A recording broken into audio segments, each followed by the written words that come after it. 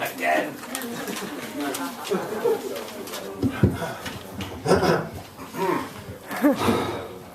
Good evening.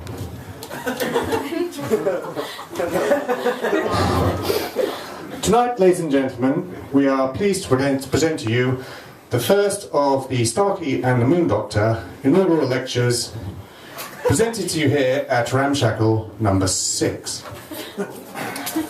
Now then, we are honoured tonight to have with us one of the world's leading authorities on Chinese history, culture and politics, Professor Llewellyn S. Morgan, who is Chair at Cardiff University of Chinese Studies. Good evening, Professor, and thank you for coming. Thank you, Sean. Good evening, and it's a pleasure to be here. Indeed, indeed. Now then, Professor, perhaps you will be so kind as to explain what the topic of tonight's lecture will be.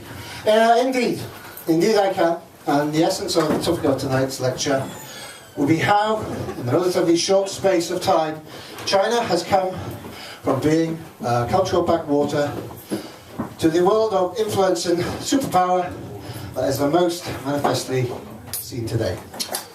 It sounds very interesting, Professor. Perhaps then you can open with a few introductory remarks as to why China has become the power that it is today. Yep, shaving foam. Excuse me, Professor. Yep, shaving foam is the reason.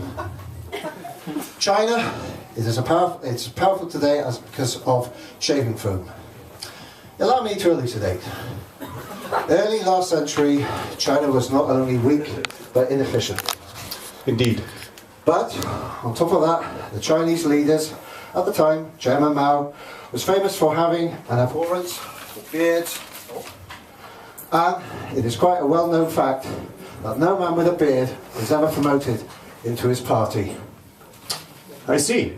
So presumably, the average Chinese man was keen to keep a good supply of shaving foam stocked.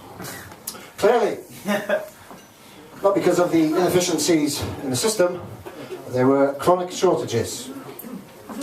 So, are you implying, Professor, that the Chinese, because of a shaving foam shortage, collectively raised their game, thus making their system more efficient, thus making sure they had access to sufficient shaving foam, thus making China the power it is today?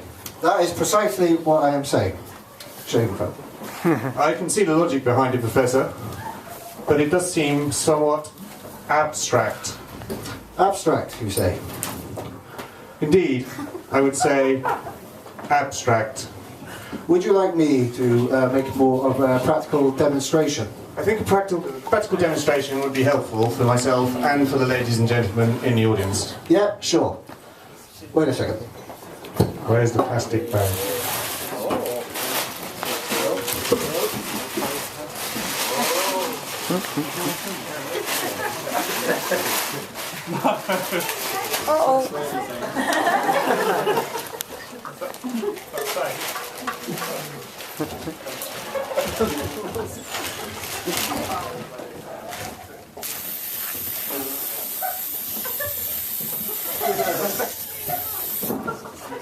Indeed, Professor, I can now start to see what you mean.